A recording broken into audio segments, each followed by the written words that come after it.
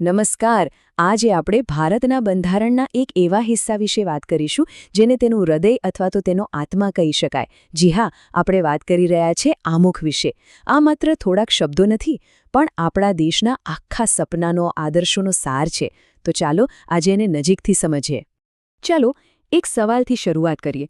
જો કોઈ એમ પૂછે કે આટલા મોટા અને મહાન ભારતના બંધારણનો ઓળખપત્ર એટલે કે આઈડી કાર્ડ શું છે, તો તેનો જવાબ શું હોઈ શકે?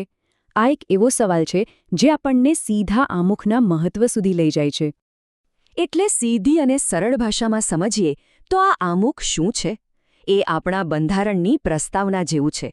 જેમ આપણે કોઈ પુસ્તક ઉપાડીએ અને તેની પ્રસ્તાવના વાંચીને આપણને આખા પુસ્તકમાં શું છે તેનો ખ્યાલ આવી જાય, બસ એ જ રીતે આમુખ આપણને આખા બંધારણની ફિલોસોફી અને તેના ઉદ્દેશ્યોની એક ઝલક આપી દે છે.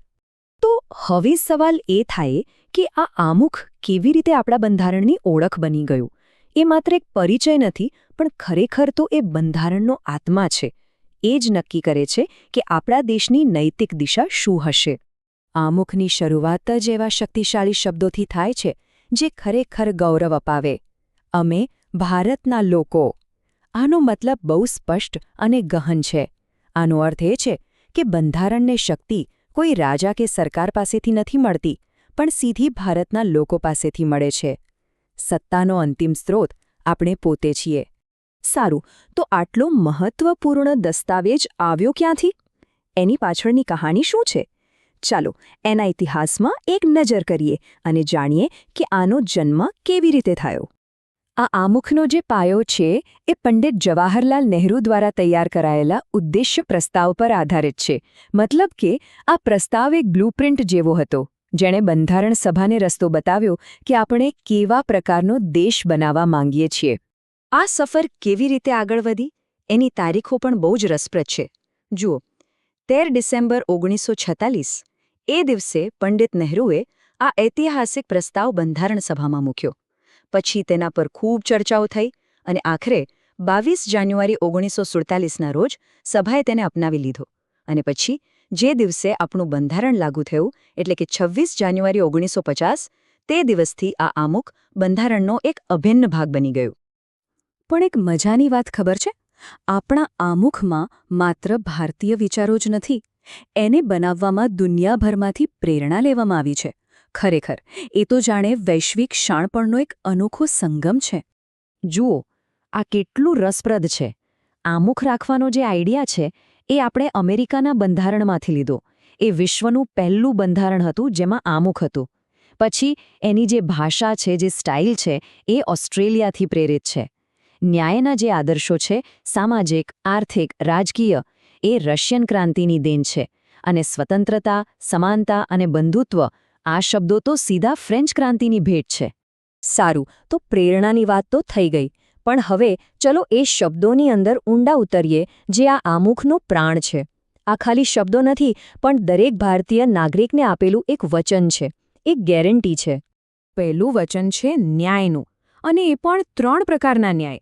પહેલો, સામાજિક ન્યાય, એટલે કે સમાજમાં કોઈની સાથે જાતિ, ધર્મ કે લિંગના આધારે ભેદભાવ નહીં થાય.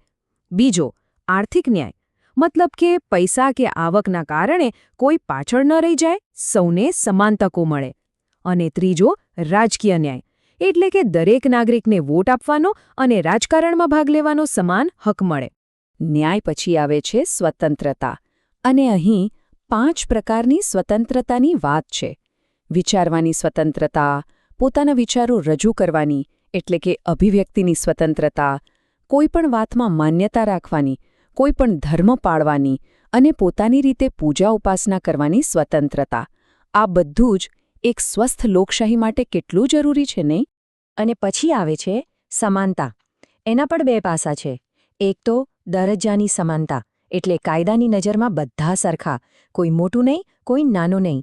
અને બીજું છે તકની સમાનતા, એટલે કે દરેકને આગળ વધવા માટે એક સરખી તક મળવી જોઈએ, કોઈની સાથે ભેદભાવ ન થાય. હવે 1 નંબર પર ધ્યાન આપજો, 42. આ આંકડો આપણા બંધારણના ઇતિહાસમાં ખાસ કરીને આમુખ માટે બહુ જ મહત્વનો છે. કેમ?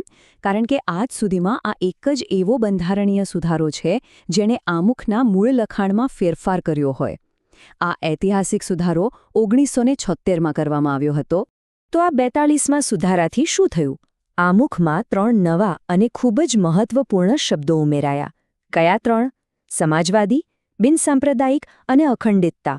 આ શબ્દોએ આપણા દેશના મૂળભૂત સ્વરૂપને અને ઉદ્દેશ્યોને વધારે સ્પષ્ટતા આપી.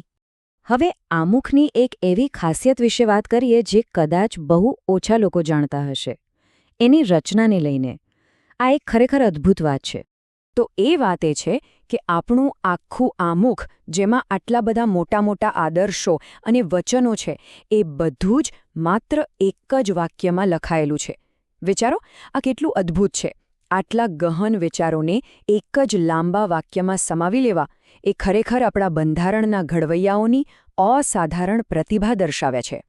અને અંતે આ બધી ચર્ચા પછી એક સવાલ આપણા બધાના મનમાં થવો જોઈએ.